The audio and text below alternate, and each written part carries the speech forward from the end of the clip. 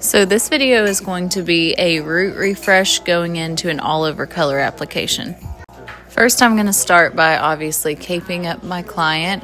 And if you're doing a root refresh, for the most part, a cape is okay. Unless the cape doesn't fit snug around their neck, then you need to go ahead and drape them with a towel as well. So if my client has very resistant gray, I will start off of their part, but if it seems okay, then you can start with the middle part or whatever is easiest. So my first application, I'm taking the brush across the entire section from one side to the other. And yes, you can work it in like this, but at the same time, you need to have enough product initially that it makes it to both sides. Now I'm just working my way down. I'm using the product as a glue to keep my sectioning open. And try as hard as you can to have a super clean line when you're sectioning. So moving on to the sides, I'm going to go ahead and go straight down the middle of those two sections and apply my product. And then I'm going to do the same thing down the other side to make my fourth quadrant. So with her, I'm going to start in the front of her hair with my first quadrant application. And I do this on people if they have really resistant gray. So we're going to pretend that that's her today. I'm going to start by applying the product to her hairline.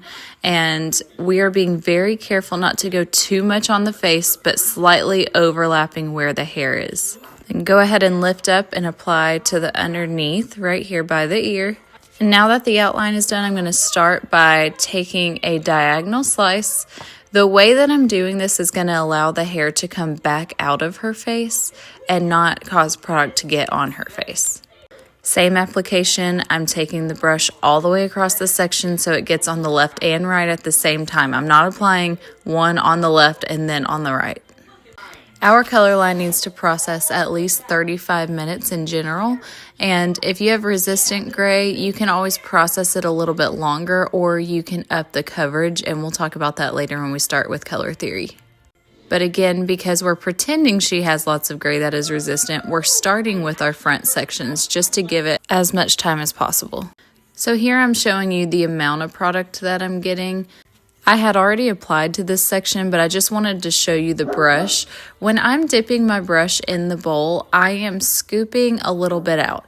You don't have to necessarily scoop as much as I did, but if you're starting a new section, you need a good bit of product and it should look very saturated.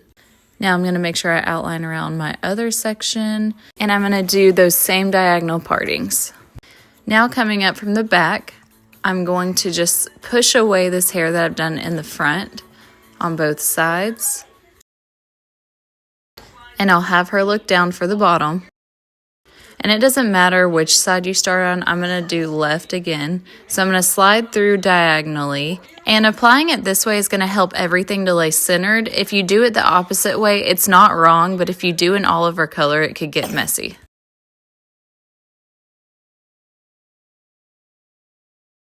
And I'll just show one section or two sections on this side. So same thing, diagonal and pushing it towards the center of the neck.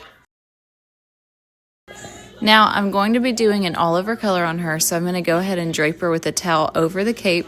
And if you know you're doing an all over color, you would have already done that part. In the back, I'm sectioning the exact same way, but now I'm taking my product and pulling it all the way down through the ends.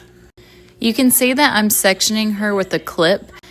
If you're doing an all over color, you can do that, but if you're doing just a root refresh, then you need to be sectioning with your brush to make sure you don't get any extra product on the rest of the hair. But also just make sure that whatever you're using to section, that you are making very clean sections. And I'm applying my product right where I left off with the root refresh, and I'm pulling it down. You always want to apply a full root refresh first before you start pulling sections down. So my clean section right here, I'm going to take it and hold it up.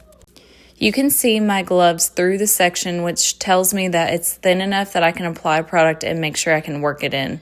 If you cannot see your gloves, or it's just their hair is super thick, make sure you're taking small enough sections that you can really work this product through.